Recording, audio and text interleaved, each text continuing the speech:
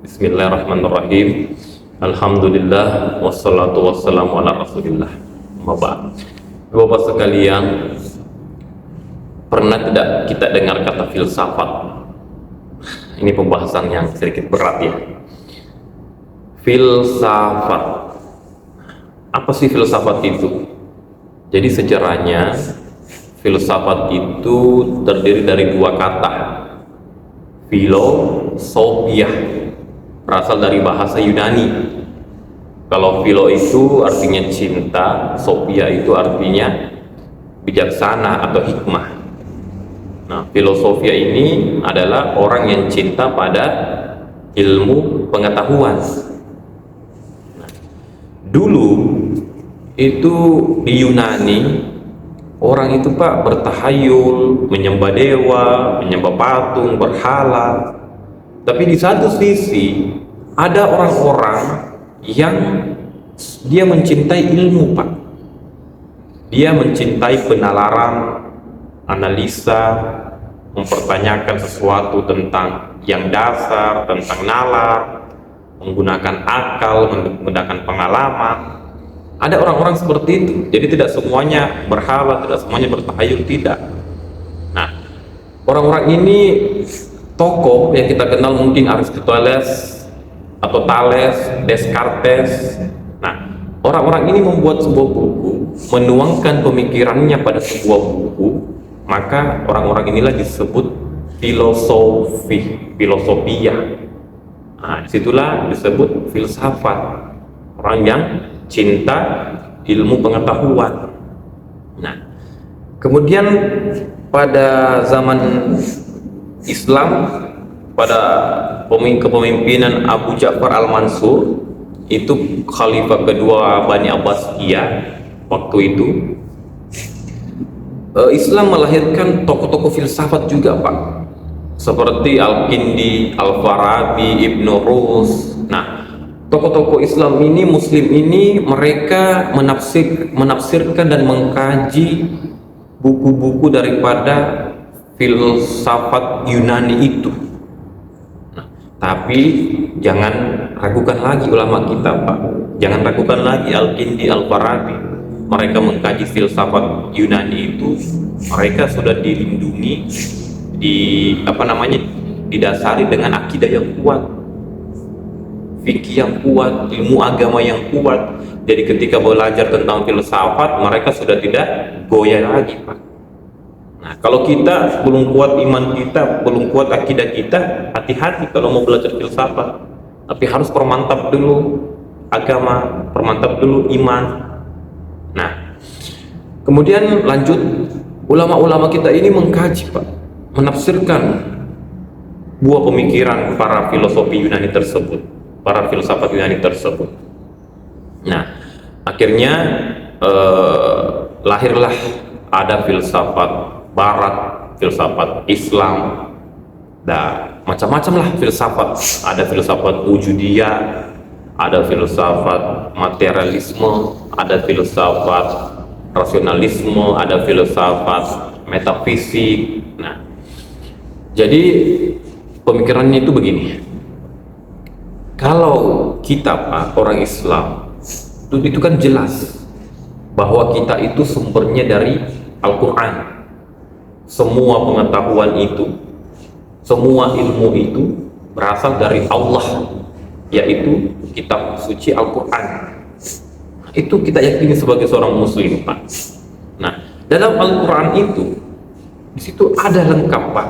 Ada tentang bicara pengetahuannya, bicara tentang sains, tentang logika, tentang hal-hal yang gaib, surga, neraka, malaikat, semua ada dalam Al-Quran. Nah, tapi filsafat Barat itu tidak percaya pada hal-hal yang gaib, tidak percaya pada hal-hal yang sifatnya malaikat, surga, neraka. Mereka tidak percaya itu Pak.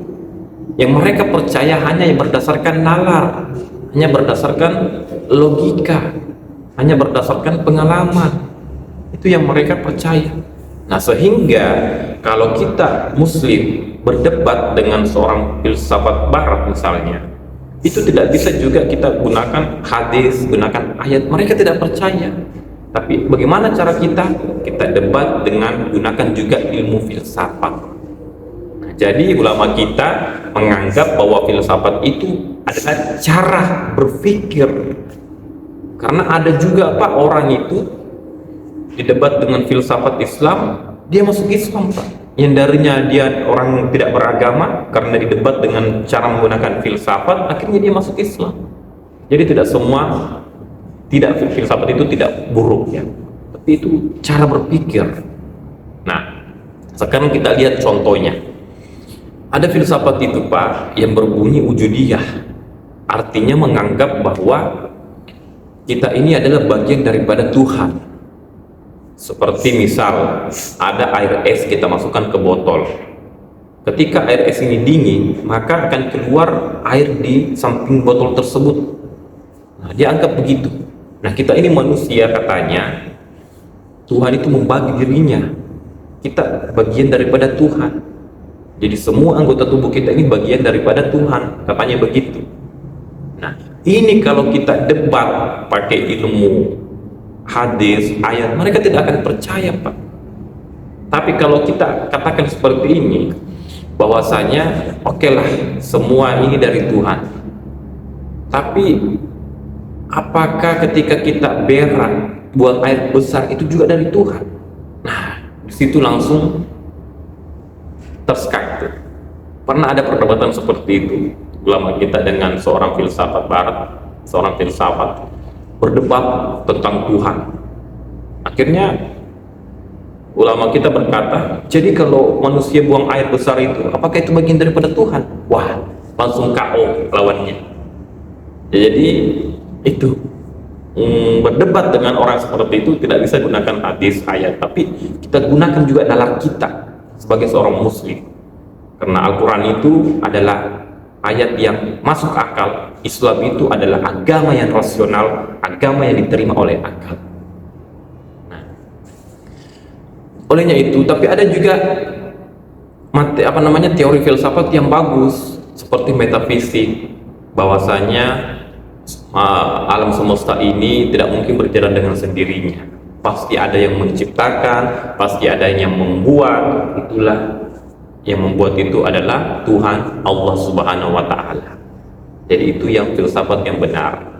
Olehnya itu ibu bapak sekalian, sekali lagi bahwa filsafat ini tidak semuanya juga salah.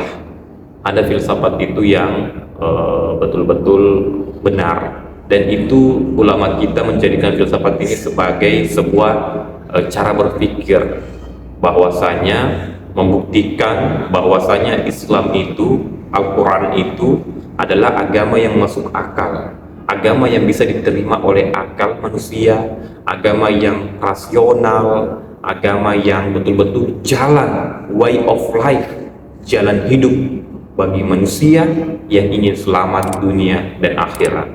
Wallahu a'lam bishawab. Assalamualaikum warahmatullahi wabarakatuh.